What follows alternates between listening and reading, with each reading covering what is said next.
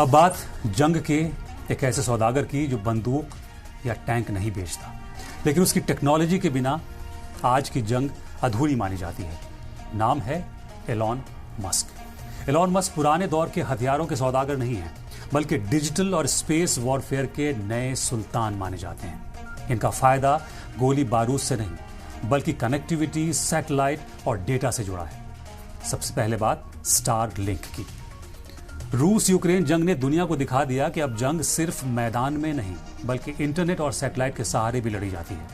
Ukraine की फौज को ड्रोन चलाने, कम्युनिकेशन बनाए रखने और जंग के दौरान इंटरनेट के नेटवर्क को जिंदा रखने के लिए स्टारलिंक की जरूरत पड़ी।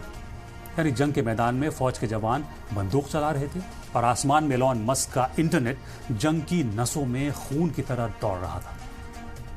इसके लिए अमेरिकी पेंटागन ने मस्क को और उनकी कंपनी को भारी भुगतान किया। यानी पहली बार दुनिया ने देखी कि इंटरनेट भी जंग का हथियार बन सकता है। लेकिन कहानी यही खत्म नहीं होती।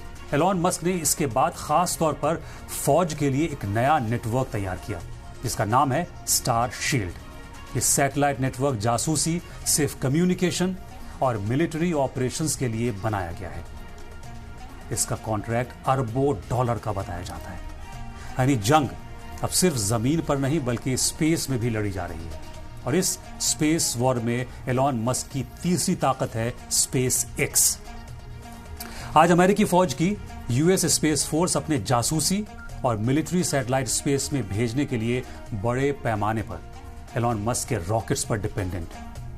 यानी जंग का एक बड़ा हिस्सा अब उन रॉकेट्स के सहारे तय हो रहा है जो एलॉन मस्क की कंपनी लॉन्च करती है।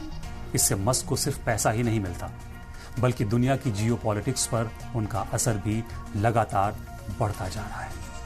यानी एलॉन मस्क डिजिटल और स्पेस वॉरफेयर के सौदागर हैं।